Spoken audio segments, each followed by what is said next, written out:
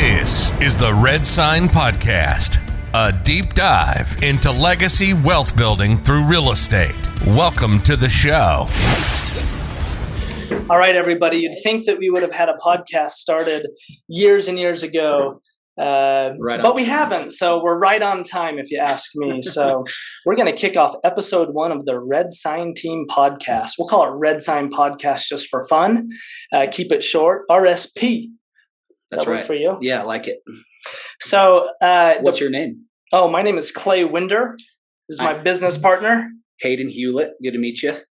And we sell real estate, all kinds of real estate, and we love doing it. And what we found is that never has there been a time, at least in my 15-year career, when there's been so many questions, good and bad. There's scary things happening. There's exciting things happening. And overall, there's just a huge transfer of wealth from like the boomers to us younger generation. And we want to scoop up and take advantage of that. So let's kick off this podcast with just a quick snapshot of the market and where we're at. We are in Utah right now, and like most of the country, Utah is experiencing growth unlike we've ever had. When I got started in real estate, it was 2007, and people tease me, but I think 2007 was one of the most significant years in history. It was the year the iPhone came out. It was the year that the market crashed. Of course, it was the year I got started in real estate, which is pretty cool. But one of the things most technologically significant is that was when cloud computing was invented. There's books written about 2007 is when AI started to become a real thing in cloud computing. So one thing that is cool, and the iPhone is awesome. But the one thing that's interesting is usually you basically joined when the market was on its way down. Is that right? Or were you still riding some of that? Yeah, good question. So in 2007, it was literally January 3rd when I got my license. Okay. And my very first real estate transaction that I did was a listing. It was a townhome in Taylorsville in the Salt Lake Valley. My buddy was heading off to the Marines to go fight in Afghanistan. And I had the experience of the tail end of that bubble where I put a sign up, and before I did any other marketing, I had 2 offers from literally the neighbor on both sides of the house. Oh, wow. So it was like, hey, that was pretty cool. I thought I was such a cool realtor until months later, everything hit the fan. It was August 2007 when Lehman Brothers and AGI and all those companies just really, fell apart, and the real estate market just crumbled, right? But I had to sharpen my teeth. That first year was rough. The second year, 2008, I immediately just submerged myself into learning short sales and REOs and foreclosures and HUD homes. HUD was my bread and butter. And I built a business on a lot of that stuff until February of 2012. The most interesting thing happened. I got 2 offers on one house at the same time, multiple offers. Wow. Blew my mind. Right? That had never happened before in my whole career. Well, fast forward now to 2020, if your house doesn't have multiple offers on it in the first 24 hours, you suck. Something's going on, right? At least in our neck of the woods. Yeah. But the team has had a wild journey. Obviously, when 2012 did shift, I had positioned myself to a point where there was more real estate business to be done than I could service. And that's when I met great people that are currently on the Red Sign team, you included. Over the years, we've grown, and there's been enough to share. And the market has just continued to chug along. Interest rates just continue to fall, and it's made the market more and more affordable until kind of the last 18 months when prices have gone through the roof. So Hayden, you've been in the business several years now. How's the last 18 months been in your world? Let's talk about this for real. Why is this relevant? I almost feel like my wife is sick of me saying that this market is crazy. Every time I go home, it's like my head is blown again about how crazy this market is. We had a recent conversation with a developer that's been developing for 40 or 50 years about 2 weeks ago. And I had to ask him, I said, his name's Paul. And I had to ask him, I said, hey, with all the years of experience you have in real estate and developing and building and everything, they probably own 1,000 to 2,000 multifamily units. And I just said, have you ever seen I asked him, I said, have you ever seen anything like this? And he said, his answer to us was, no, I have never seen the market be this crazy. And he keeps mentioning that rates. I mean, when we have real estate or mortgage rates that are as good or better than car rates. And better than inflation. Yeah. That's what's really helping us right now, and what is slowly becoming a concern is and not to jump ahead, but is the cost to build, right? Like lumber went up 180% last year, and cement just went up again, and insulation is going up, and so we have these other challenges. So it'll be interesting over the next couple of years is to see how the market works out when rates start to come back up. Well, when you say the word crazy, I think a lot of people call it crazy. And I think when we say crazy, what's important for our listeners to understand is real estate is fun, and you have your ups and your downs. But what you might call an up could be a down in other things like you're talking about. The up right now, of course, is there are more buyers in the marketplace than there are listings.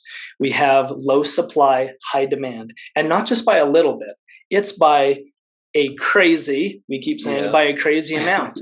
And so when you have, 10 to 20 buyers for every single listing, whether that's a house, townhome, condo, lot, whatever it might be, that's what we call as crazy. And so what you see is this hyper, and I don't want to say hyper inflated, but hyper appreciated listing prices on all types, all asset classes of real estate.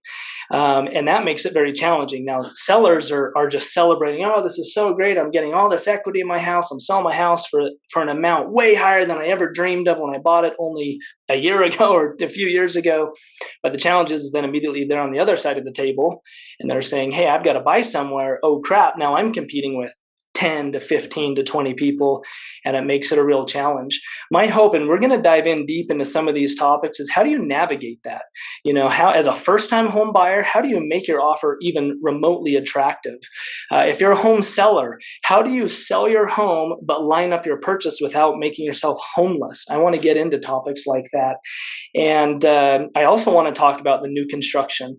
Right now, at least for our business, probably half of all of the people that come to us that want to purchase a home do end up buying new construction, whether it's from a production builder or they do a custom home with one of our builders. And that's quite a few. When we say half, it is quite a few end up new construction. So we'll dive deep into those topics as well, on financing and on finding and navigating all of that. One thing that's really interesting to me is that every builder right now, no matter how much experience they have in the market, are experiencing growing pains. They're experiencing growth that they've never had before. And it seems like there's all these meetings of the minds happening. It's messy. It's all messy. Even the most organized, deep pockets has plenty of money. Those businesses are a mess right now. They're bursting at the seams. The systems have to catch up to what the demand is. And one thing I'll just kind of throw out, kind of a random tidbit, is what's surprising too is we've heard all the, call it political, call it whatever, but we're building 3 homes right now, maybe more.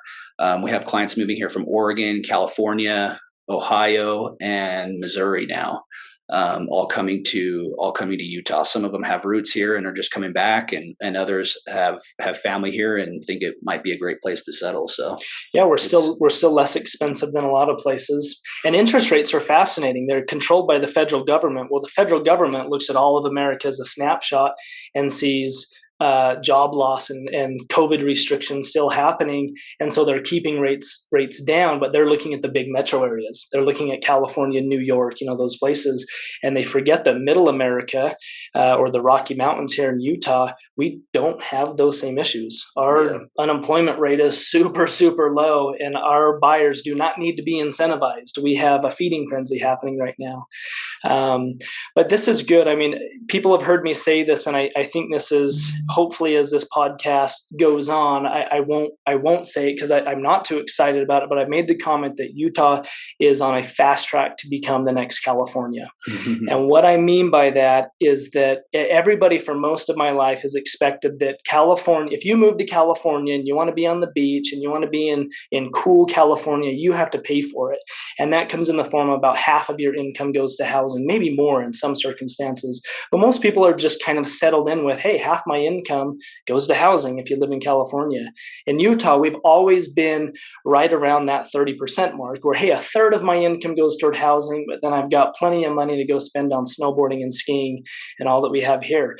But with with prices going up so high, even with rates low, I think we're fast tracking to a position where most everyone, at least new buyers, will have to settle in with the fact that, hey, it might be 40, if not 50% of your income is going toward housing, which it stinks. But at the same time, California did it. Why can't we? I think we have to just let that sink in for a minute, that affordability might not be as great as we've had our whole lives. So we'll wrap up this podcast or this episode, I should say, with just kind of that teaser. We're going to get into a lot of things.